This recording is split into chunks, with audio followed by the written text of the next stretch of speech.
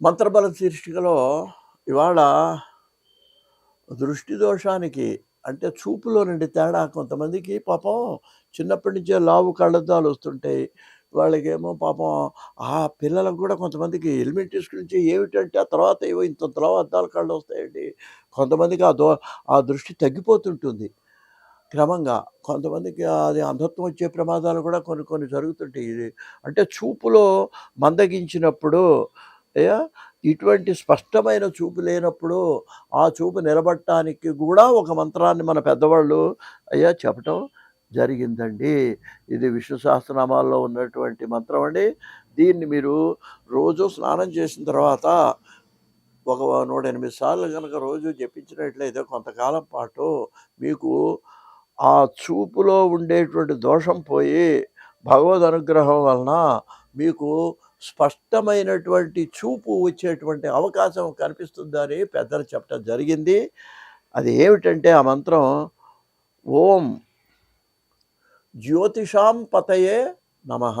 చూడండి, ఇది జ్యోతిషాం పతయే నమః. శ్రీ మహావిష్ణువుడు ఆయన జ్యోతిషాం నక్షత్రాలకి అన్నిటికీ ఆకాశంలో అన్నిటికీ కూడా ఈ జ్యోతిష్ శాస్త్రం అనేది ఆ నక్షత్రాల గమనాన్ని బట్టి ఏర్పడ్డదే ఈ జ్యోతిష్ శాస్త్రం. అందువలన దానికి పతి ఎవరు?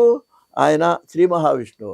ఆయన ప్రార్థించినట్లయితే చూపు, ఇప్పుడు నక్షత్రాలు కూడా దూరంగా ఉన్న మనకు కనపడాలంటే చూపు బాగుంటేనేగా కనపడేది. పెళ్లిలో కూడా అందుకే అసలు పెళ్లిలో మనల్ని ధ్రువ నక్షత్రం చూడు లేకపోతేనేమో అరుంధతి చూడంటే ఇది చూపుకి టెస్ట్ అండి. ఒక విధంగా చాలామందికి తెలియదు అది. ధ్రువ నక్షత్రం ఏమో దూరదృష్టి చూడటం, వీడి కళ్ళు సరిగ్గా కొంతమందికి లాంగ్ సైటు షార్ట్ సైటు రెండు ఉంటాయి చూపుల్లో. దూరంగా ఉంది కనిపిస్తుందా అంటే ఆ ధ్రువ నక్షత్రం అంటే మెరుగు బాగా మెరిసేది. అరుంధతి మినుగు అని సరిగా కనిపించదు. ఇది దగ్గర నుంచి ఈ రెండు రకాల టెస్ట్ చేయడానికే ధ్రువ నక్షత్రం చూడమంటారు, అరుంధతి నక్షత్రం చూడమంటారు. మనవాళ్ళు పెద్దవాళ్ళు ఎంతో మనవాళ్ళు ఏమండి పెళ్ళిలో ఎందుకండి నక్షత్రం చూడటం అని వేళాకోళంగా అబ్బాయి నక్షత్రం చూడమంటే నక్షత్రం కాదండి నాకు 10,000 అప్పు కనిపిస్తుంది అట్టేవాడు. ఇవన్నీ వేళాకోళాలండి.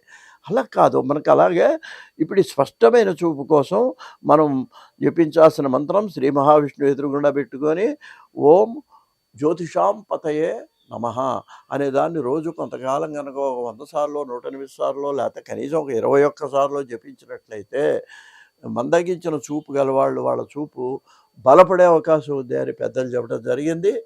స్వస్తి.